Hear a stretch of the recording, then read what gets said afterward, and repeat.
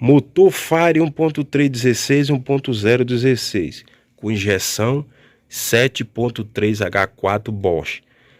Essa injeção é frágil, fraco, dá defeito de pica de aceleração, não aguenta. Não compre esses carros, tá? Não pegue esses carros, porque esse módulo é frágil, dá muito defeito. Bom, isso é o que você escuta aí pela internet afora.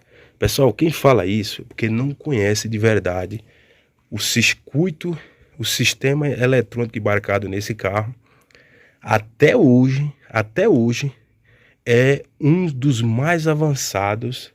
Ele e qualquer outro módulo que trabalha aqui, ó, com essa tecnologia que tem, apesar de levar o nome de frágil, tem veículo hoje 2020, 2022, que não tem a tecnologia de construção, o nível de tecnologia que esse módulo foi construído.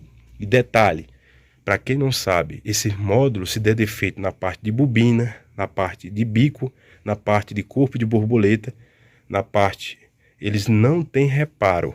Então, ou seja, você pegar uma central que tá aqui desde 99, 2000, 2001, 2003, você pega, apesar que estou falando do Bosch, porque tem ele também com esse mesmo motor, nos mesmos carroceria, com o sistema Delphi, tá? Estou falando do sistema Bosch, que é esse aqui.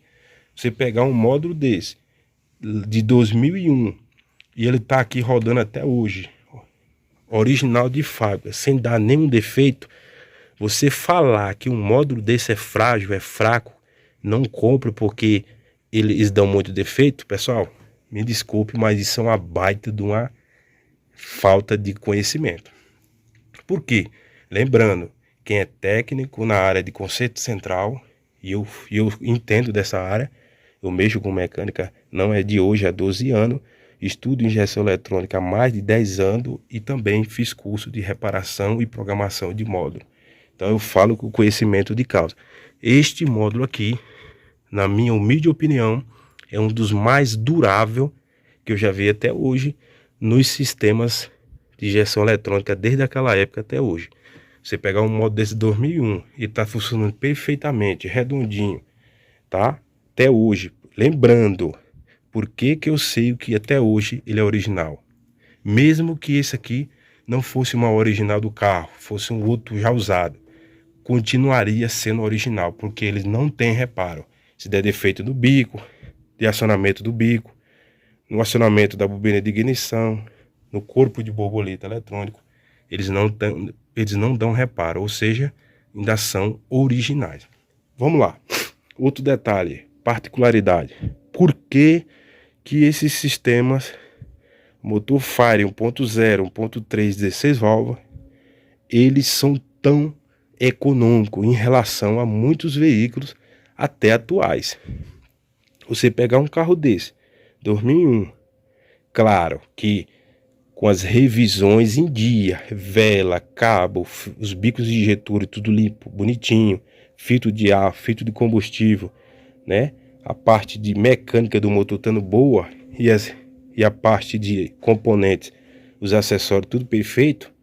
Você pegar um carro desse, 2001, 1.3, e um carro desse sem o ar ligado, no círculo urbano, fazer 14 km por litro, igual isso aqui faz, e quem tem um carro desse, se ele andar, né, sem ficar estourando gira, andando normal no dia a dia, sem um ar ligado, seja ele 1.0 ou 1.3, um carro desse, com um ano desse, tá? Claro que se o carro tiver revisado, não estou falando de um carro que está todo detonado, que está tudo estragado, né? Que não faz revisão.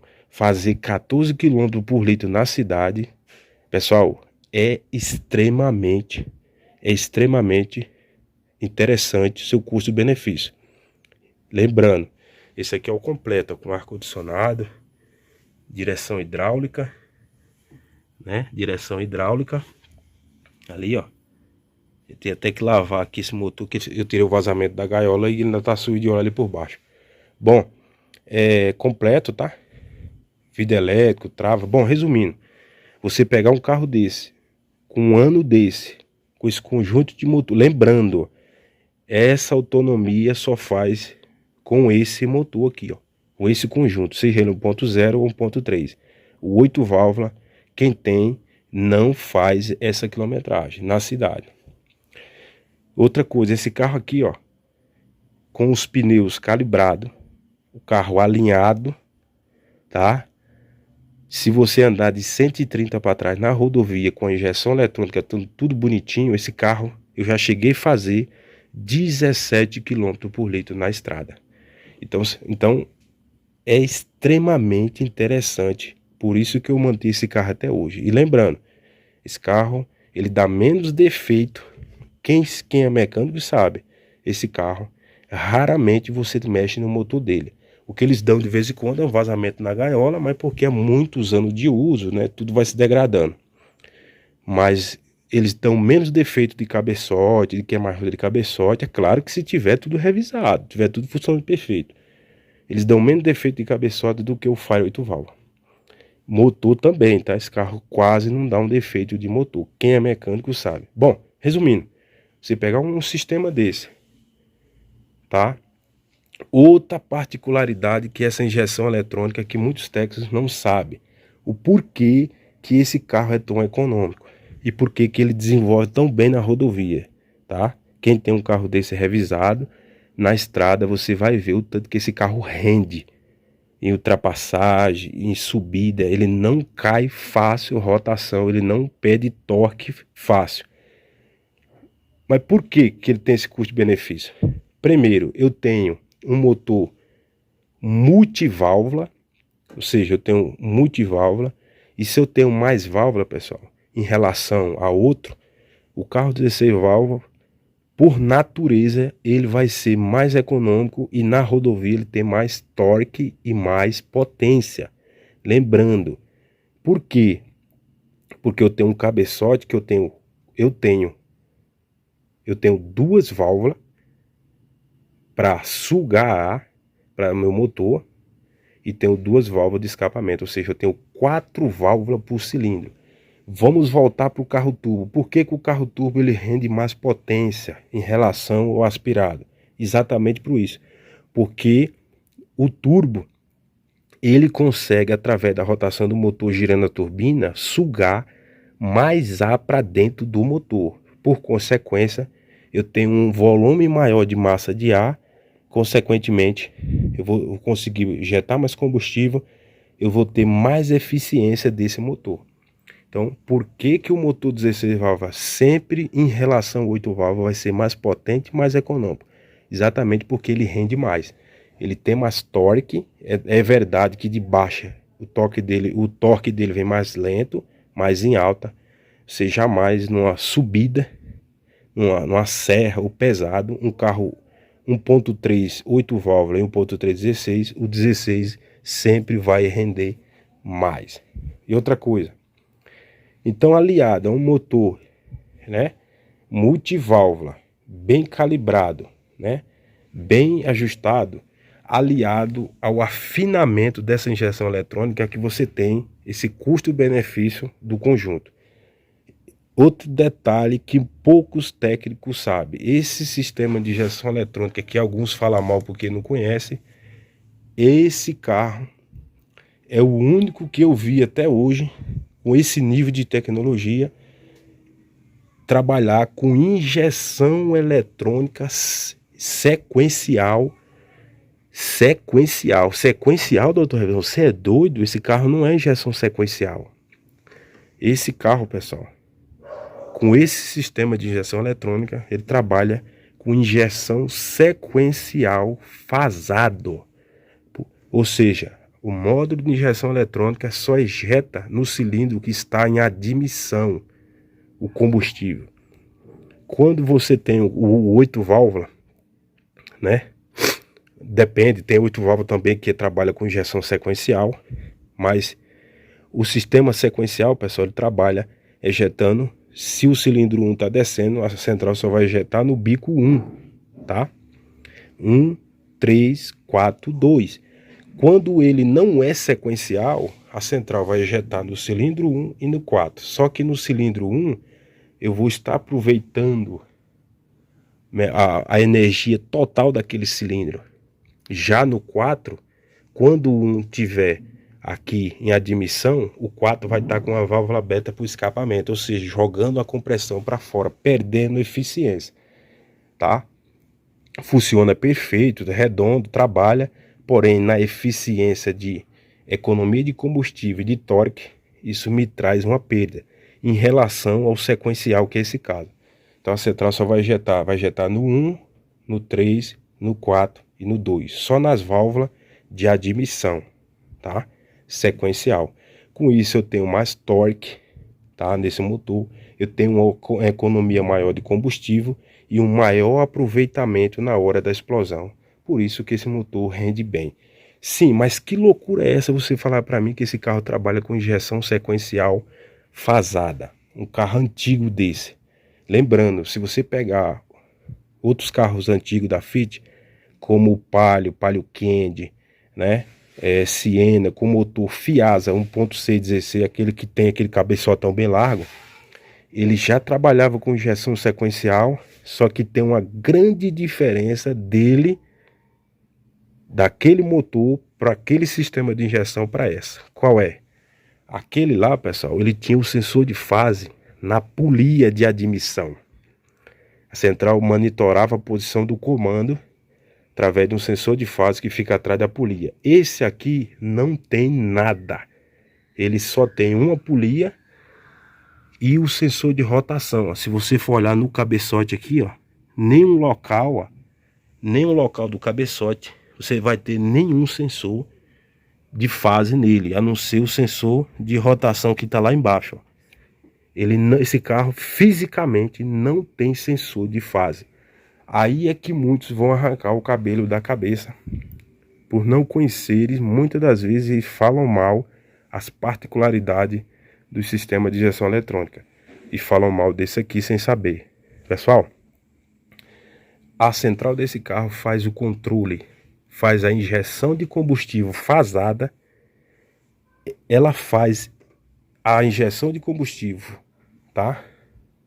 Faz a injeção de combustível sequencial, tá? Sequencial, matematicamente, sem nenhum sensor de fase. Você não vai achar sensor de fase no motor Fire 1.316 e 1.016.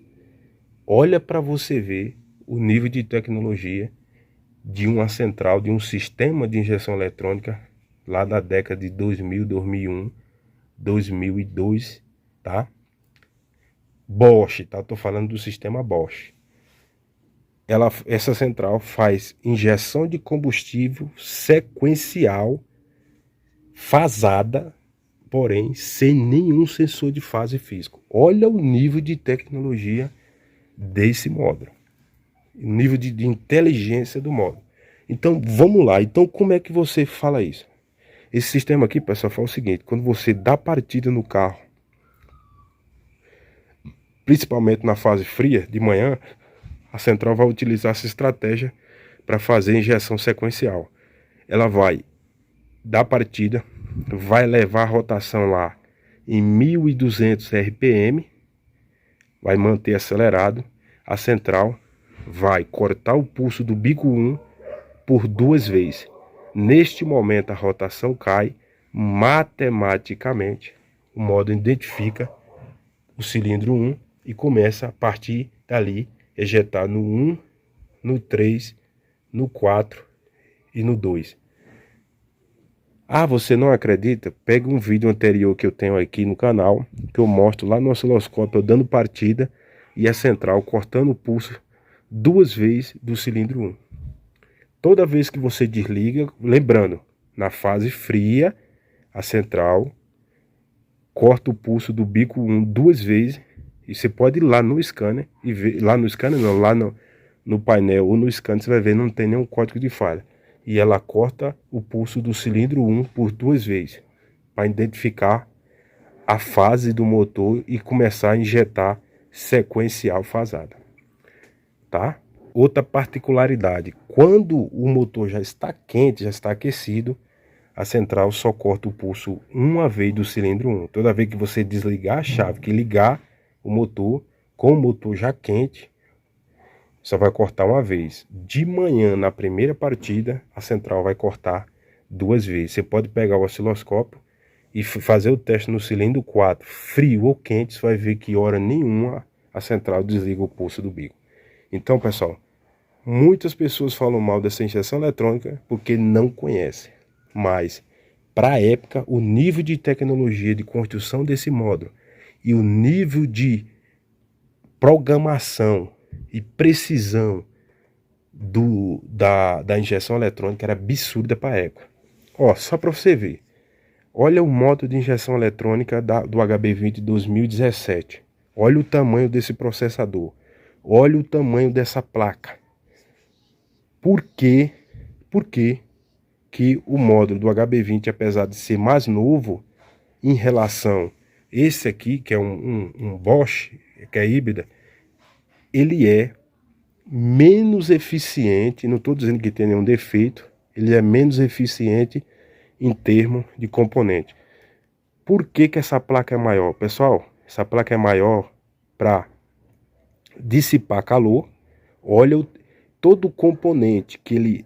Você pode ver aqui o processador, os drive, todo o componente que ele é grande, primeiro, ele aquece mais e o seu nível de consumo é maior. Agora eu vou te mostrar aqui, ó, a tecnologia desse módulo de injeção eletrônica, que muitos falam que é frágil, que é fraco. Olha o nível de tecnologia que tem nesse circuito aqui, ó. Quem entende de eletrônica vai entender, ó. Olha o tamanho do processador. Lembrando, quando eu tenho, aí já está entrando na eletrônica, eu também sou formado nessa área. Quando eu tenho um processador menor, logo eu tenho uma velocidade grande, tá? Porque os componentes, os transistores estão pertinho demais um do outro, porque eles foram muito reduzidos. Eu tenho um menor consumo de corrente, por consequência eu tenho menos aquecimento no componente.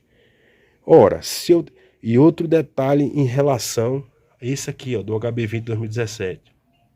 Esses capacitores, principalmente os resistores, eles são colocados por precisão.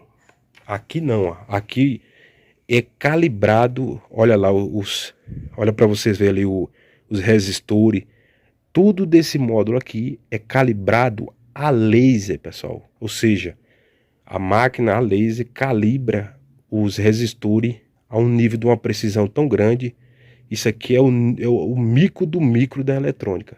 Olha o tamanho do componente eletrônico dessa central.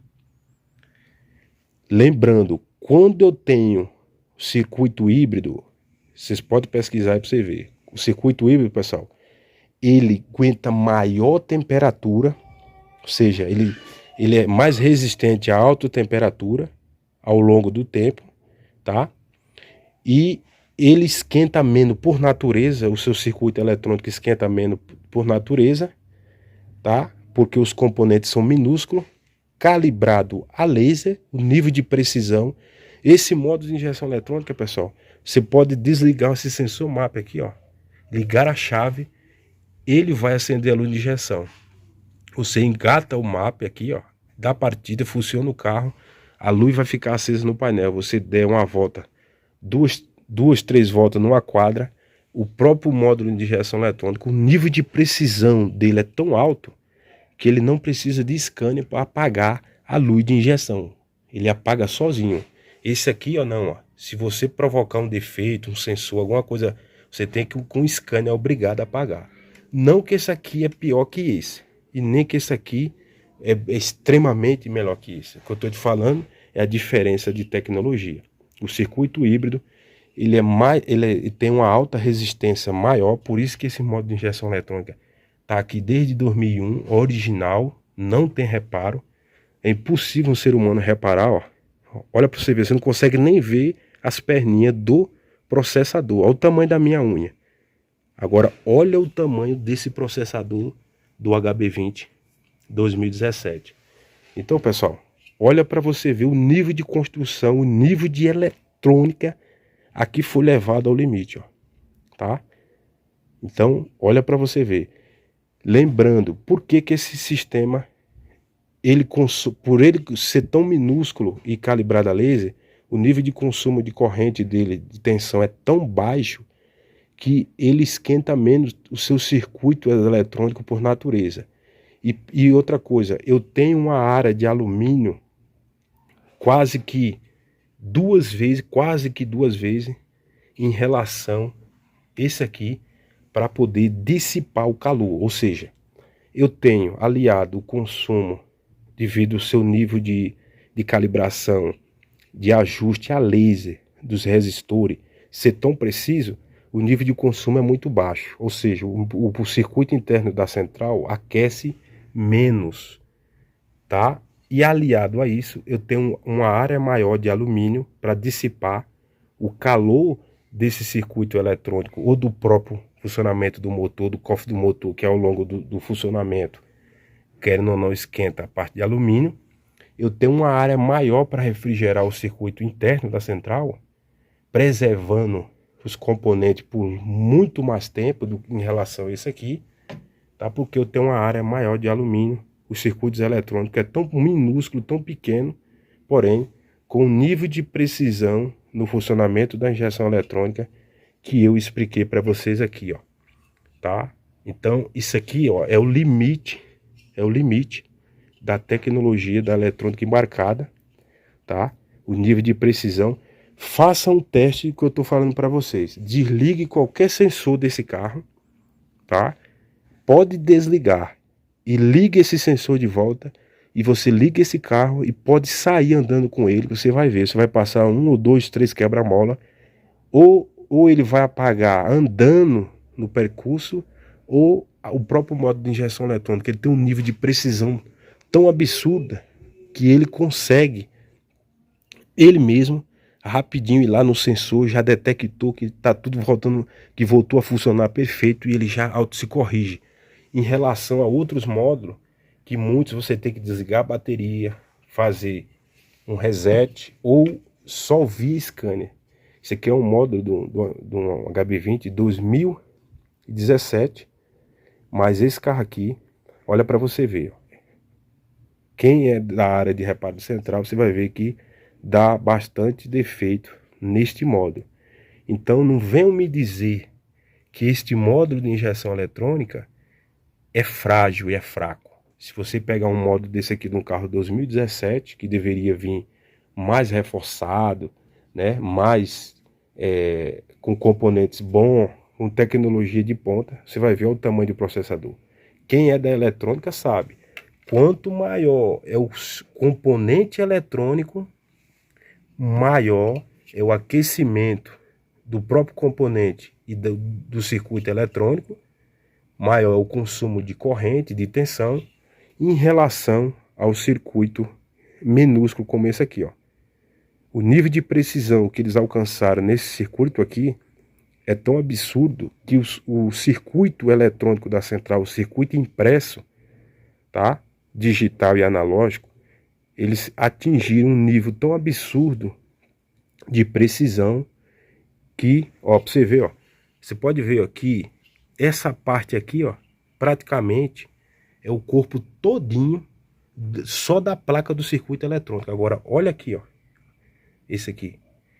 Então, pessoal, não falem coisas que vocês não dominam. Espero ter ajudado alguém, tá, a tirar dúvida. Recomendo comprar um carro desse, quem quer comprar, desde que o carro não esteja bagunçado, chicote, motor, né, motor fumando, rajando, batendo, os componentes tudo estragado, mas se estiver revisadinho, eu super recomendo.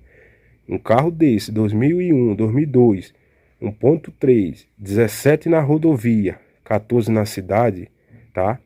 Sem um ligado, meu amigo, o HB20, esse HB20 aqui, ó, 1.0 3 cilindros, ele não chega a essa autonomia, tá? Então é isso aí, espero ter tirado a dúvida. E o carrinho aqui ficou pronto, eliminei o vazamento da gaiola, de aquele tratão aqui, troquei os retentor, já que eu ia tirar o cabeçote para fazer esmerilhar as válvulas, vedar as válvulas, troquei os retentor, eliminei numa tacada só o vazamento. Troquei os retentores de válvula, esmerilhei as válvulas, troquei correia dentada, tensor e bomba d'água. E agora é só alegria, meu amigo. É pau na máquina. Valeu, forte abraço. Se inscreva, deixa o like, aperte o sininho.